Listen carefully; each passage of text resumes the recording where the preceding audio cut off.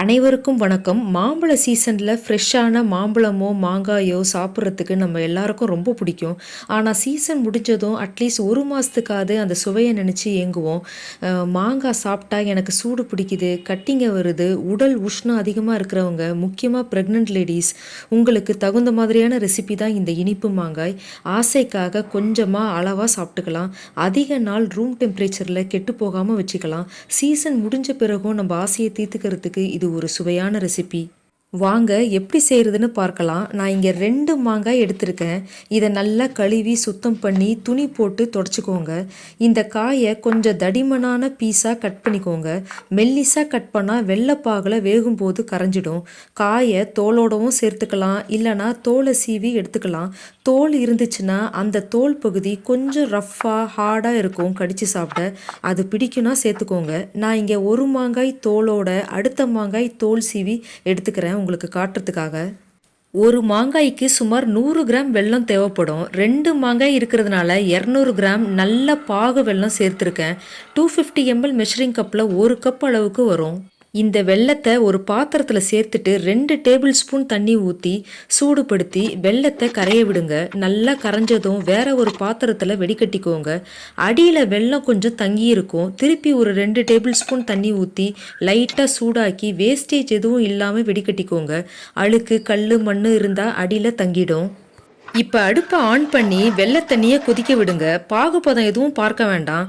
நல்லா கொதி வந்ததும் மாங்காயை சேர்த்துக்கோங்க. அதிகமான தீயில ஒரு 5 நிமிஷத்துக்கு வேகட்டும்.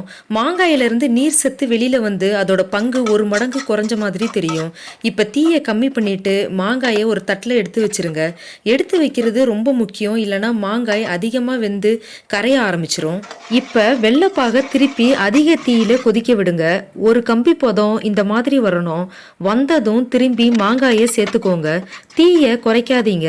இந்த ஒரு கம்பி பதம் நீத்து போறது தெரியும். ஏன்னா மாங்காயில இருக்கிற ஈரப்பதம் பாகை கொஞ்சம் தண்ணி ஆக்கிடும். இந்த பாகு நல்ல திக்கா ஆகணும்.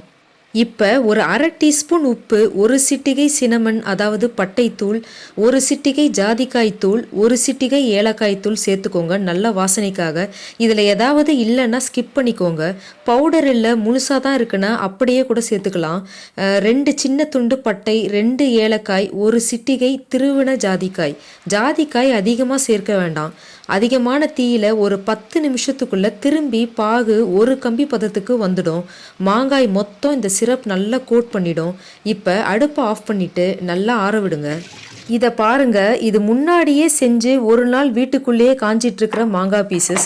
மாங்காய் துண்டு கொஞ்சம் மெத்துன்னு இருந்தால் நல்லா இருக்கும்னு விரும்பினா காய வைக்கவே வேண்டாம், அப்படியே ஏர்டைட் கண்டெய்னரில் போட்டு மூடி வச்சிருங்க. 1 மாதத்துக்கு கண்டிப்பாக நல்லா இருக்கும்.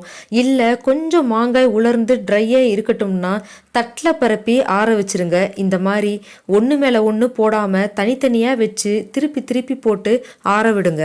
இரவு நேரத்தில் இந்த மாதிரி துணி போட்டு மூடி வச்சிருங்க. வீட்டுக்குள்ள ஃபேன் காத்துக்கு அடியில் வைக்கலாம். ஒரு 3-4 நாள் ஆகும் காயறதுக்கு. இல்லைன்னா வெயிலில் காய விடுங்க. ஒரு 2 நாள் போதும். ரொம்ப காய வேண்டாம், ஏன்னா துண்டுங்க கடிக்க ரொம்ப ஹார்டாக இருக்கும்.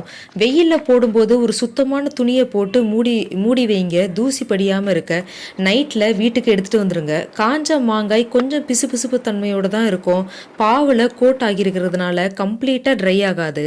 இதை நல்ல ஒரு காற்று நுழையாத ஏர்டைட் கண்டெய்னரில் போட்டு மூடி வச்சிருங்க. எங்கள் வீட்டில் இதை எப்போ செஞ்சாலும் 1-2 வாரத்தில் காலி ஆகிடும். அதிகமான அளவு செஞ்சால் 1 மாதம் வரைக்கும் ஃப்ரிட்ஜில் வைக்காமல் வெளியில் ரூம் டெம்பரேச்சர்லேயே கெடாமல் நல்லா இருக்கும். இதை தனியாகவும் சாப்பிட்லாம், சாப்பாட்டோடு வச்சு சாப்பிட்லாம். பசங்களுக்கு இது ரொம்ப பிடிக்கும். ஈவினிங் ஸ்நாக்காக வாயில் போட்டு சாப்பிட ரொம்ப நல்லாயிருக்கும். இல்லை நைட் டைமில் படிக்கிறதுக்காக ரொம்ப நேரம் முழிச்சிருந்தா தூக்கம் வராமல் இருக்க கொஞ்சமாக வாயில் போட்டுக்கலாம். இதோட புளிப்பு இனிப்பு கலந்த சுவை தூக்கத்தை நிறுத்தி அதிக நேரம் படிக்க வைக்கும். நல்ல ஹெல்த்தியானதும் கூட. இந்த ரெசிபியில் சந்தேகங்கள் இருந்தால் கமெண்ட் பண்ணுங்க. வீடியோ பிடிச்சிருந்தா லைக், ஷேர், சப்ஸ்கிரைப் பண்ணுங்க. அடுத்த வீடியோவில் சந்திக்கிறேன். நன்றி.